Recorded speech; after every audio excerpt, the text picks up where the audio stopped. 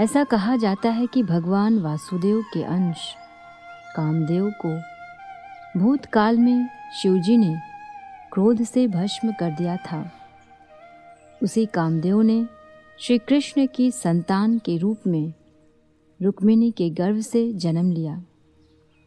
स्वर्गलोक का यह देवता कामदेव काम को जागृत करने में विशेष रूप से समर्थ है।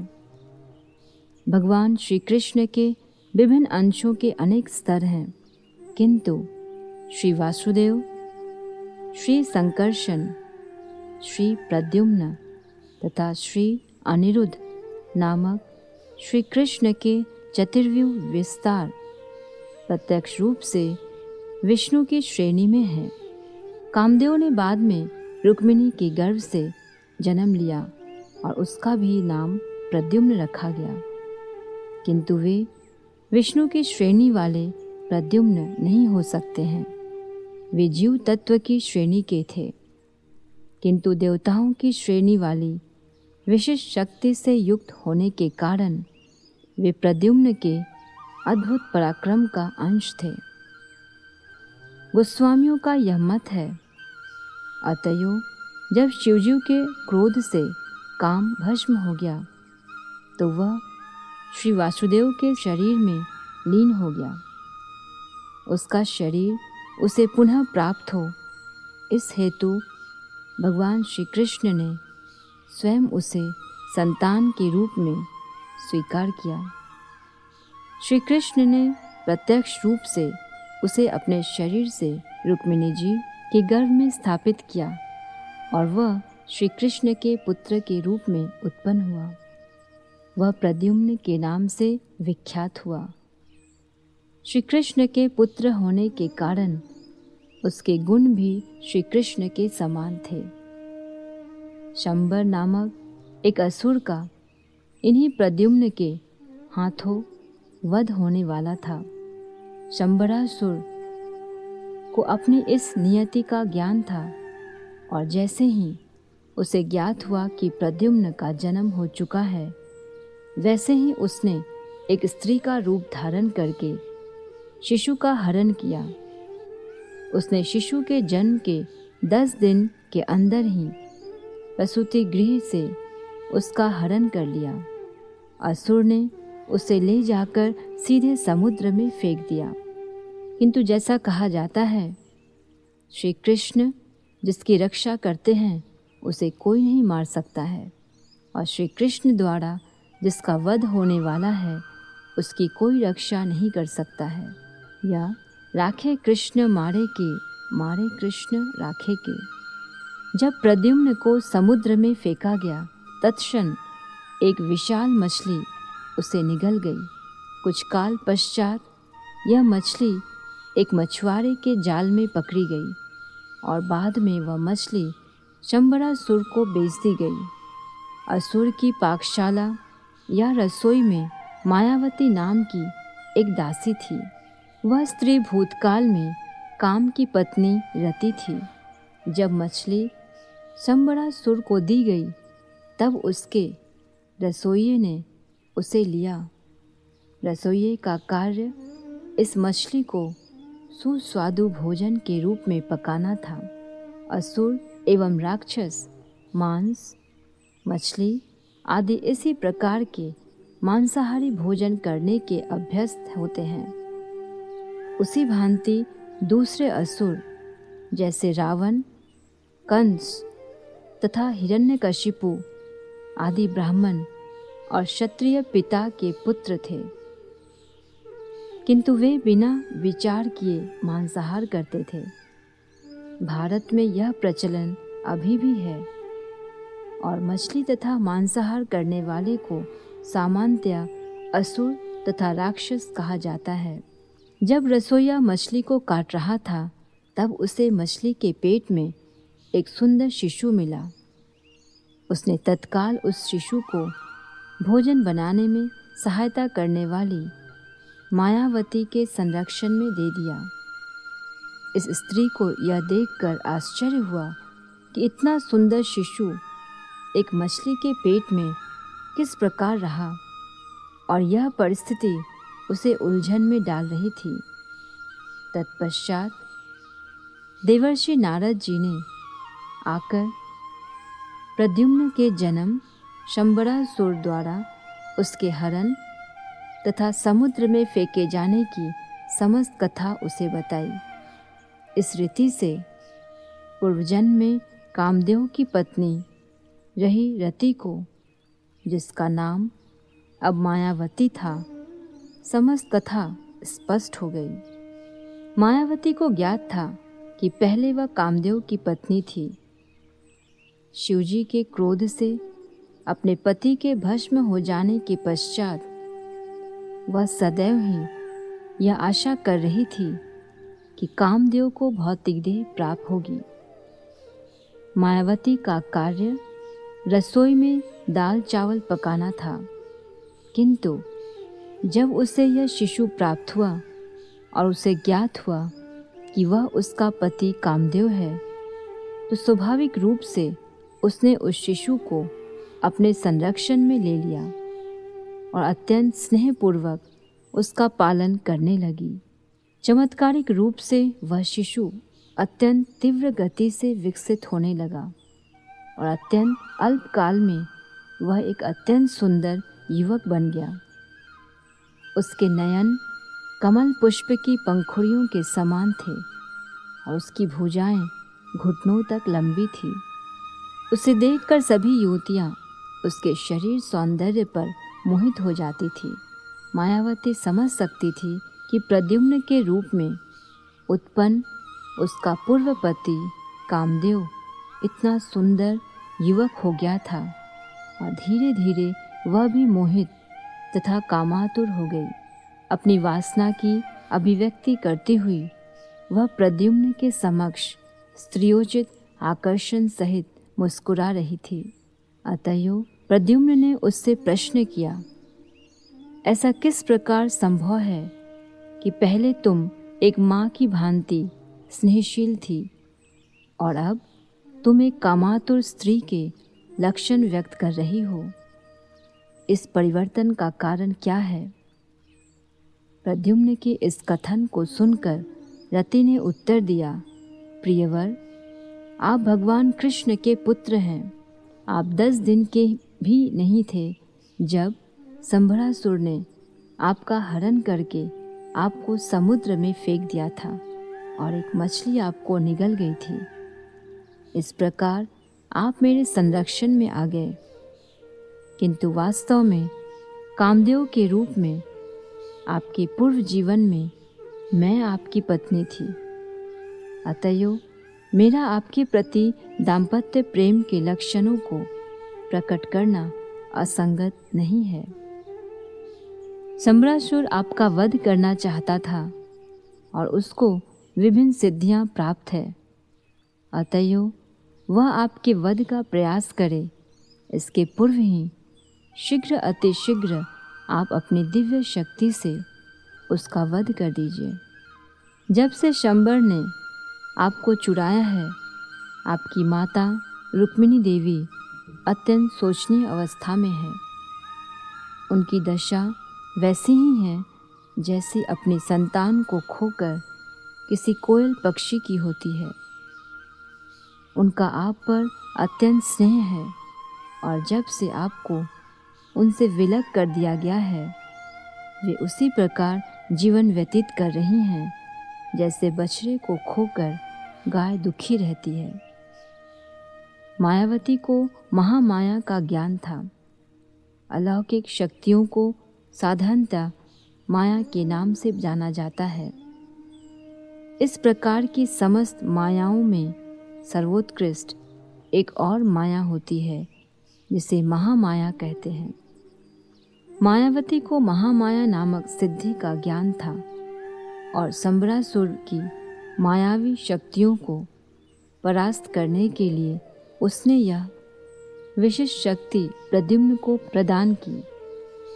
इस प्रकार अपनी पत्नी से शक्ति प्राप्त करके प्रद्युम्न तत्काल शंबरासुर के समक्ष गया और उसे युद्ध के लिए चुनौती दी।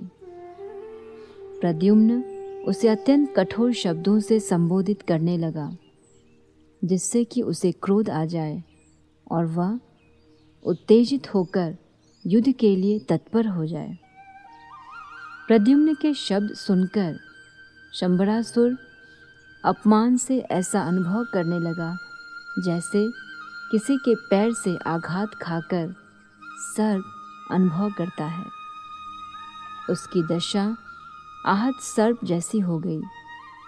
किसी भी मनुष्य अथवा पशु द्वारा चोट खाना सर्प को सहन नहीं होता है और वह तत्क्षण अपने विरोधी को काट लेता है। प्रद्युम्न के शब्द संबर को वैसे ही लगे जैसे किसी ने ठोकर मारी हो। वह तत्काल अपनी गदा उठाकर युद्ध करने के लिए प्रद्युम्न के समक्ष आया। अत्यंत क्रोध में वह अपनी गदा से प्रद्युम्न पर उसी भांति प्रहार करने लगा जिस भांति वज्र किसी पर्वत पर प्रहार करता है। असुर आर्तनाद भी कर रहा था और मेघ के समान गर्जन कर रहा था। प्रद्युम्न ने अपनी गदा से अपनी रक्षा की और अंततः उसने असुर पर अत्यंत कठोर प्रहार किया। इस प्रकार संभरासुर तथा प्रद्युम्न के मध्य घोर युद्ध प्रारंभ हो गया। किंतु संभरासुर को मायावी शक्तियों की कला ज्ञात थी और वह आकाश में जाकर अंतरिक्ष से युद्ध कर सकता था। मैं नामक एक और असुर था जिससे संभरासुर ने अनेक मायावी शक्तियाँ सीखी थी। इस प्रकार संभरासुर आकाश में चला गया और प्रद्युम्न के शरीर पर विभिन्न प्रकार के परमाणु अस्त्र फेंकने लगा। संभरासुर की मायावी शक्तियों से युद्ध करने के लिए प्रद्युम्न ने अन्य मायावी शक्ति महाविद्या का स्मरण किया। महाविद्या तंत्र विद्या से भिन्न है। तंत्र विद्या का प्रयोग तमोगुण के अंतर्गत माना जाता है। महाविद्या की गुण शक्ति सतोगुण पर आधारित है। यह जानकर कि उसका शत्रु प्रबल था, संभरासुर ने गुह्यकों की विभिन्न प्रकार की आसुरी मायावी शक्तियों की सहायता ली। उसने गंधर्वों, पिशाचों, नागों तथा राक्षसों की शक्तियों की भी सहायता ली। यद्यपि उसने अपनी मायावी शक्तियों का प्रदर्शन किया और अमानुषिक शक्ति का आश्रय लिया, तथापि महाविद्या शेष शक्ति के द्वारा प्रद्युम्न उसकी शक्तियों और बल को निष्फल करने में सफल हुआ। जब संभरासुर पूर्ण रूपेण पराजित हो गया, तब प्रद्युम्न ने अपनी तीक्ष्ण धार वाली तलवार लेकर तत्काल उस असुर का सिर काट लिया, जो मूल्यवान रत्नों तथा मुकुट से सुशोभित था। जब प्रद्युम्न ने इस प्रकार उस असुर का वध किया, तो स्वर्ग लोक से सभी देवता उस पर पुष्प वर्षा करने लगे। प्रद्युम्न की पत्नी मायावती अंतरिक्ष में यात्रा कर सकती थी, अतएव वे दोनों वायु मार्ग से सीधे प्रद्युम्न के पिता की राजधानी द्वारका पहुंच गए। वे भगवान श्री कृष्ण के राजमहल के ऊपर से गए और जिस प्रकार बिजली के साथ मेघ नीचे आता है, उसी प्रकार वे नीचे उतरने लगे। महल का भीतरी भाग अंतःपुर कहलाता है। प्रद्युम्न तथा मायावती देख सकते थे कि वहाँ अनेक स्त्रियाँ थीं और वे उन्हीं के मध्य बैठ गए। उन स्त्रियों ने प्रद्युम्न को पीताम्बर तथा अनेक रत्नाभूषण धारण किए हुए देखा। जब उन स्त्रियों ने उनकी अजानु भुजाएं, कुंचित केश, सुंदर नेत्र तथा मुस्कान युक्त सुंदर मुखारविंद देखा, तो वे भगवान श्री कृष्ण से भिन्न प्रद्युम्न के रूप में उसे न पहचान सकी। उन सबको यही प्रतीत हुआ कि श्री कृष्ण ही उनके मध्य आए हैं और उनकी अचानक उपस्थिति से वे स्वयं को कृतार्थ समझने लगी। वे महल के किसी दूसरे कोने में छिप जाना चाहती थी, किंतु जब स्त्रियों ने देखा कि श्री कृष्ण के सभी लक्षण प्रद्युम्न में नहीं थे, तब कुतूहलवश वे पुनः उन्हें और उनकी पत्नी मायावती को देखने के लिए वापस आ गई। प्रद्युम्न इतने सुंदर थे कि वे सारी स्त्रियां इस विषय में अनुमान लगाने लगी वे कौन थे। उन स्त्रियों में रुक्मिणी देवी भी थी, जो स्वयं भी कमलाक्षी थी और उतनी ही सुंदरी थी। स्वभावतः ही प्रद्युम्न को देखकर उन्हें अपने पुत्र का स्मरण हो आया और वात्सल्य के कारण उनके स्तनों से दूध बहने लगा। तदंतर वे विचार करने लगी, यह सुंदर किशोर कौन है? यह सर्वाधिक सुंदर प्रतीत होता है। वह कौन सौभाग्यवती युवती है जिसे इस किशोर को अपने गर्भ से जन्म देकर उसकी माँ बनने का सौभाग्य प्राप्त हुआ है? और वह युवती कौन है जो इसके साथ है? उनकी भेंट कैसे हुई? मेरे पुत्र को प्रसूति गृह से चुरा लिया गया था। उसका स्मरण करके मैं केवल यही अनुमान कर सकती हूँ कि यदि वह कहीं जीवित है, अब तक वह भी इस किशोर के जितना बड़ा हो गया होगा। केवल सहज ज्ञान से रुक्मिणी जी समझ सकती थी कि प्रद्युम्न उनके ही खोए हुए पुत्र थे। उन्होंने यह भी देखा कि प्रद्युम्न प्रत्येक दृष्टि से श्री कृष्ण के अनुरूप थे। वे अत्यंत आश्चर्यचकित थी कि श्री कृष्ण के सभी लक्षण उन्हें कैसे प्राप्त हुए। अतएव वे और अधिक विश्वासपूर्वक विचार करने लगी कि अवश्य ही यह किशोर उनका ही पुत्र है, क्योंकि उन्हें उसके प्रति अत्यधिक स्नेह की अनुभूति हो रही थी। शुभ शकुन के रूप में उनकी बाईं भुजा फड़क रही थी। उसी क्षण अपने माता पिता देवकी तथा वसुदेव जी के साथ श्री कृष्ण भी वहाँ आ गए। भगवान श्री कृष्ण सब कुछ समझ सकते थे, तथापि उस परिस्थिति में वे मौन रहे। किंतु भगवान श्री कृष्ण की इच्छा से देवर्षि नारद जी भी वहाँ आ गए। उन्होंने सारी घटनाएं स्पष्ट की कि किस प्रकार प्रद्युम्न को प्रसूति गृह से हर लिया गया था, किस प्रकार वे बड़े हुए थे और अपनी पत्नी मायावती के साथ वहाँ आए हैं। उन्होंने यह भी स्पष्ट किया कि मायावती ही पूर्व जन्म में कामदेव की पत्नी रति थी।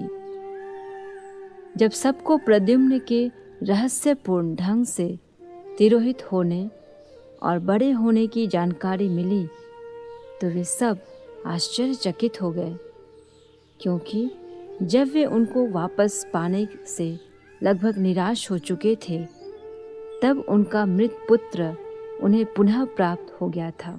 जब उन्हें यह समझ में आया कि वहाँ उपस्थित किशोर प्रद्युम्न ही है, तब उन्होंने अत्यंत प्रसन्नतापूर्वक उनका स्वागत किया।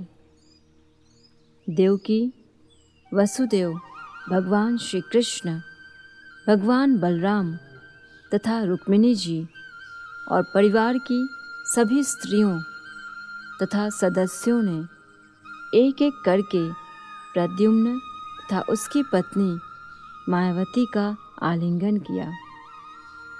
जब प्रद्युम्न के आने का समाचार द्वारका नगर में चारों ओर फैला, तब सभी चकित नागरिक अत्यंत उत्सुकता पूर्वक खोए हुए प्रद्युम्न के दर्शनार्थ वहाँ आने लगे। वे कहने लगे, मृत पुत्र वापस लौट आया है। इससे बढ़कर आनंद का समाचार और क्या हो सकता है। श्री सुखदेव गोस्वामी ने स्पष्ट किया है कि प्रारंभ में महल की सभी नारियों ने प्रद्युम्न को श्री कृष्ण समझा और वे लजा गईं।